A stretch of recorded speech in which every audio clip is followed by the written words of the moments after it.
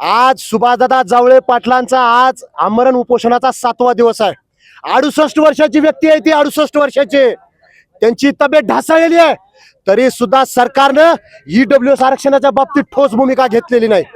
आम्ही दादाला विनंती केली, दादा तुमचं वय जास्त झालेलं आहे, तुम्ही आमरण उपोषण करू नका, आम्ही उपोषण करू। पण दादांनी सांगितलं जोपर्यंत सरकार ईडब्ल्यूएस आरक्षणाचं आश्वासन देत नाही, भूमिका जाहीर करत नाही, तोपर्यंत मी माझं आमरण उपोषण मागे घेणार नाही।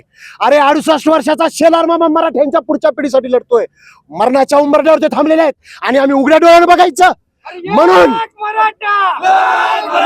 म्हणून या ठिकाणी मराठवाड्यातून आलेल्या समन्वयकांनी निश्चय केलाय की जोपर्यंत दादा उपोषण मागे घेत नाहीत,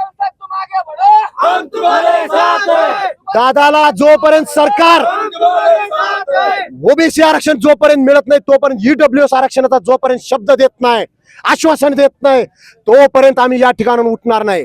आम्ही लाट्या काट्या बी खायला तयार आहेत, त्याच्या पुढे जाऊन सांगतो आम्ही गोळ्या सुद्धा खायला तयार आहेत, पण आज आम्ही इथून उठणार नाही।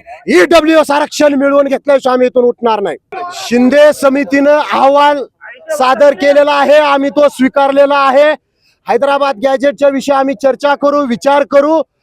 आणि आता एक समाजातून मागणी होते की ईडब्ल्यूसी आम्हाला पूर्ववत मिळालं पाहिजे, त्याचाही आम्ही विचार करू। आणि बोलत बोलत चंद्रकांत पाटलांनी हेही सांगितलं की एससी-बीसी आरक्षण दिलं असल्यामुळं दिलेलं आरक्षण